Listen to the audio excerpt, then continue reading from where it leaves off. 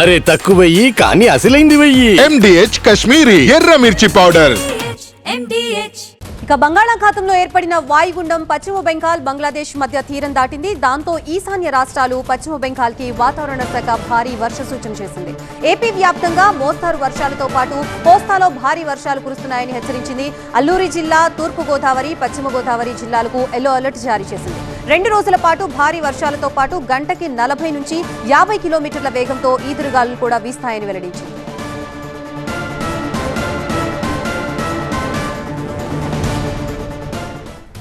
ప్రస్తుతం ఇదే అంశానికి సంబంధించి మనకి పూర్తి డీటెయిల్స్ అందించడానికి మా సీనియర్ కరెస్పాండెంట్ ఖాజా సిద్ధంగా ఉన్నారు. ఖాజా, ఇప్పటికే రుతుపవనాల విస్తరణతో ఏపీలో పలు ప్రాంతాల్లో మోస్తారు వర్షాలు పడుతున్నాయి. దీనికి సంబంధించి తీరం దాటిన తర్వాత ఇంకా ఎటువంటి ఎఫెక్ట్ వచ్చే అవకాశం ఉంది ఏపీ మీద? ఖచ్చితంగా బంగాళాఖాతంలో ఏదైతే వాయుగుండం ఉందో ఇది మరింత బలపడి తీవ్ర వాయుగుండంగా ఈరోజు తీరం దాటింది. ఇది బంగ్లాదేశ్ కేపుపార, సాగర్ ఐలాండ్, వెస్ట్ బెంగాల్ సమీపంలోని రైడిగి అనే ప్రాంతంలో ఇది తీరం దాటి. We at East Point Group of Institutions offer a wide range of courses that provide limitless opportunities, building skills over 2 decades.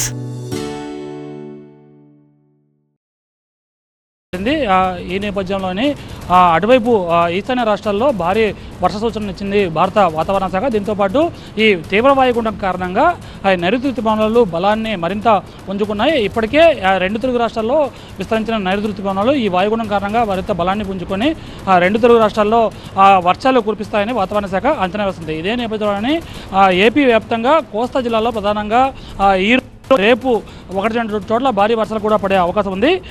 ప్రధానంగా అల్లూరి జిల్లా, తూర్పుగోదావరి, పశ్చిమ గోదావరి జిల్లాల్లో ఓ మోస్తరు నుంచి విస్తారంగా భారీ వర్షాలు కూడా పడే అవకాశం ఉంది.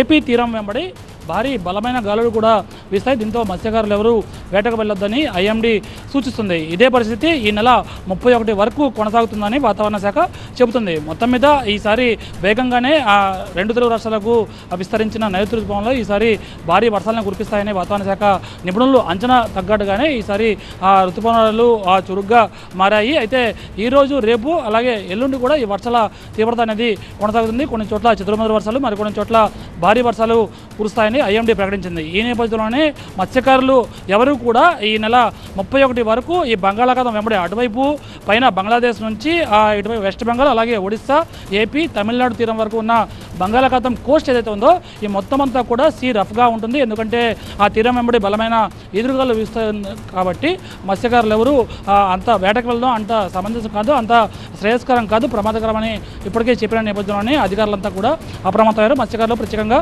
సూచనలు జారీ చేస్తున్నారు. మొత్తం మీద ఈ ఋతుపవనాలు అనేది మరింత బలాన్ని పుంజుకుంటున్నాయి. ఈ తీరం దాటిన ఈ వాయుగుండం ఏదైతే ఉందో ఇది క్రమంగా ఉత్తర ఈశాన్య దిశ కదులుతూ క్రమంగా బలహీన పడబోతుంది. మరి కాసేపట్లో వాయుగుండంగా మరి ఆ తర్వాత అల్పపిండంగా ల్యాండ్ పైకి వెళ్ళి ఆ తర్వాత మరింత బలహీన పడనుంది.